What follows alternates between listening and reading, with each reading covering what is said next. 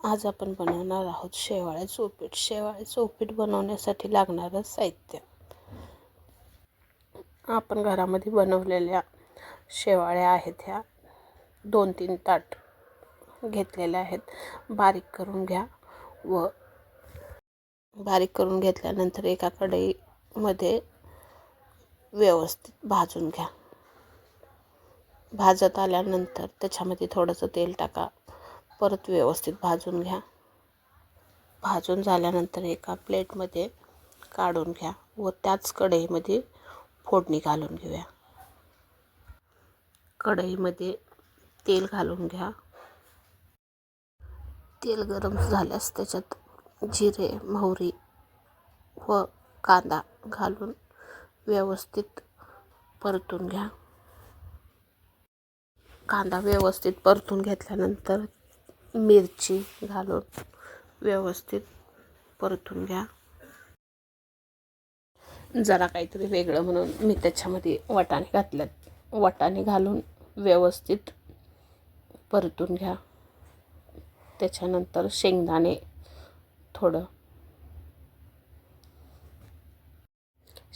घालून परतून घ्या व नंतर चिरलेले टोमॅटो त्याच्यामध्ये घालून घ्या.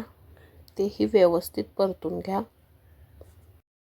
नंतर त्याच्यामध्ये चवीनुसार मीठ घालून व्यवस्थित परतून घ्या.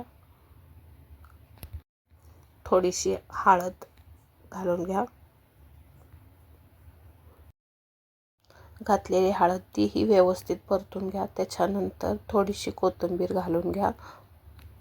हे सगळं एकजीव झाल्यानंतर त्याच्यामध्ये पाणी घालून उकळी येऊ द्या त्याला 1-2. पाण्याला उकळी आल्यानंतर आपण भाजून ठेवलेले शेवाळ्या त्याच्यामध्ये घालून घ्या.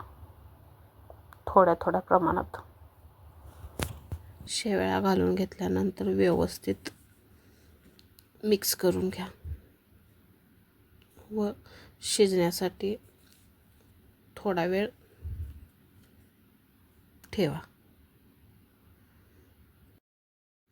आपल्या शेवाळ्या शिजत आल्यानंतर त्याच्यामध्ये मॅगी मसाला घालून व्यवस्थित